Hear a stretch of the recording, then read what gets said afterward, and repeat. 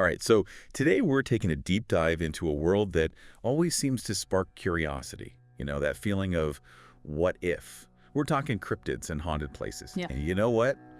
You've sent in some seriously compelling stuff for us to unpack today. It really is like we're about to step into those uncharted territories, those places on the map where things get a little blurry, Right. where we question what's real and what's folklore. Totally. And I have to say, those cryptids encounters you sent, those firsthand accounts from that YouTube video, those are something else. Like, take that guy who described this overwhelming stench of iron and blood in the woods.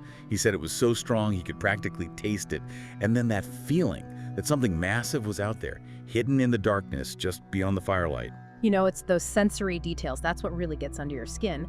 But what I find really interesting is how many of these stories, even when they're from completely different places, different cultures, they share those same kind of unsettling patterns. It's true. That eerie silence, that oppressive feeling of being watched. Yeah. It's like a nightmare, but it's happening in broad daylight. And that's actually where the work of Kevin Lee Nelson comes in. He's that paranormal researcher you mentioned. You see, he looks at those recurring patterns as potential clues. He even calls them psychic fingerprints. Psychic fingerprints. Okay, now you've got my attention. Right, so he suggests that these shared experiences, these patterns, they might be pointing to something more than just, overactive imaginations or mistaking a bear for something more menacing. It's like, what if those patterns are the key to a much bigger unexplained phenomenon? So instead of just dismissing these stories, he's looking for those threads, those connections that might actually lead somewhere. That's fascinating. Exactly. And, he's a big advocate for approaching these investigations differently than what we typically see, on those ghost hunting shows. Instead of chasing the thrill, he focuses on meticulous documentation, digging into folklore, and really just listening to people's experiences without judgment. Which makes total sense. If you're trying to unravel the unexplained, got to be open to different possibilities, right? Yeah. And he also talks about those window areas, those places where paranormal activity seems to be more concentrated. Exactly, like those thin spots, those places where the veil between our world and, something else seems to be weaker. Which, hey, think about it. These unexplained events, they often cluster around certain locations, places that send chills down your spine. It's almost like you're drawn to those stories. It's true. There's definitely something about those places. It's like they hold a certain energy. But you know what else really got to me? That case you sent about the headless seals washing up on shore, the one from the History Channel. It's like, talk about unsettling, right?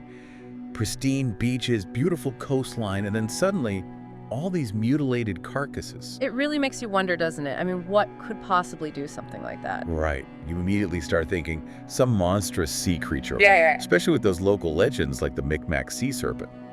But then the video, it throws in this twist. And that's what's so great about those moments, those little curveballs that make you rethink everything. You think it's one thing, and bam, turns out the culprit is decomposing seals. Wait, seriously?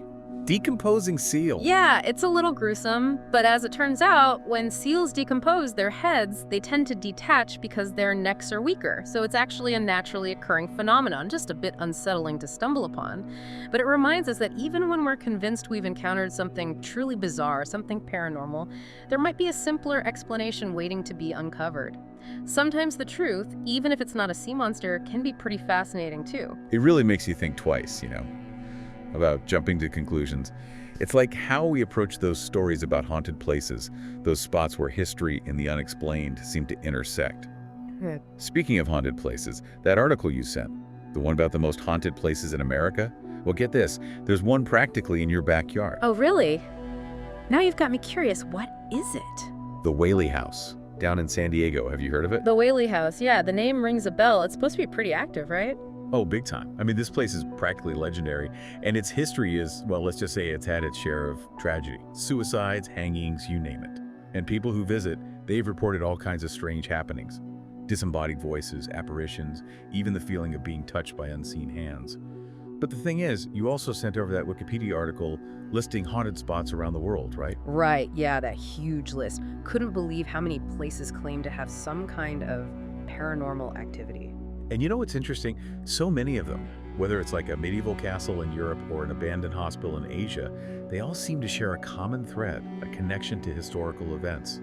Tragedy, violence. It's like These places become repositories for those raw emotions, those echoes of the past. It really is a global phenomenon, isn't it? This fascination with haunted locations. You start to wonder if it's something ingrained in us, this need to connect with what lies beyond our understanding. Well, and what is it about these places that captivates us? Is it a way to touch the past, to face our fear of the unknown? Or could there be something more, something truly unexplained at work? That's the million-dollar question, isn't it? Part of us wants to believe, wants to think that there's more to this world than meets the eye. But then there's that skeptical side, that voice that demands proof, that seeks out a logical explanation. And finding that balance, well, that's the challenge. It's that push and pull that makes these topics so captivating. But speaking of things that defy easy answers, remember that History Channel video you sent about the guy who claims he can conduct electricity with his bare hands? That one left me speechless. Oh yeah, the human light bulb. Now that's what I call a head scratcher. Honestly, when I saw that, I was like, okay, how? Is it some kind of trick, like hidden wires, special effects? What? Part of me was totally ready to write it off as staged, but then there's that other part, the one that can't help but wonder, what if there's something more to this? Like, what if we haven't even begun to understand the full potential of the human body, the power of energy itself? It's like that idea that sometimes reality is stranger than fiction. And while sure, there are definitely hoaxes out there, and the video does address some of those common theories, there's this whole other area of study that's getting more attention lately: bioelectricity. The idea that our bodies are capable of generating and using electricity, and not just in like a small way. Okay, so break this down for me. Bioelectricity, what is it exactly? And could it actually explain something as wild as, well, a human light bulb? So basically, bioelectricity is all about how living organisms, including us, create and use electricity. And this isn't some far-out concept. It's a well-established fact that our brains, our hearts, our nervous systems, they all rely on electrical impulses to function. We are literally walking, talking electrical systems. But here's the thing. What if we're just scratching the surface of what we know about this bioelectrical potential? So there's a chance, even if it's a slim one, that this guy in the video, he could be the real deal. That he's somehow tapped into this hidden reserve of electrical energy? Well, it's important to keep in mind what Kevin Lee Nelson always says, right? Approach these claims with a healthy dose of skepticism. And in this case, the video does ultimately conclude that the human light bulb is most likely a hoax, at least based on the evidence they present. But, and this is important, even when a case seems debunked, it doesn't mean the questions are over. In fact, sometimes it's just the beginning.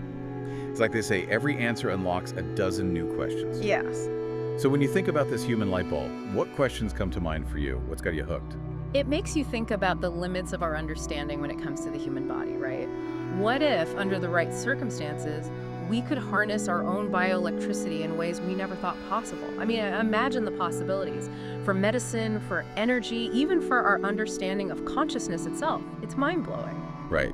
It's like something out of a sci-fi novel, except it could be real. And that takes us back to that big question you posed earlier. If our understanding of reality is incomplete, then what else is out there waiting to be discovered?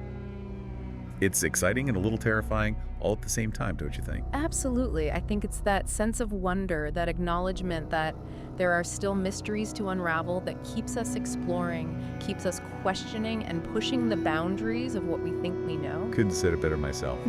It seems like the further we dive into these topics, the more we realize just how much there is that we don't know.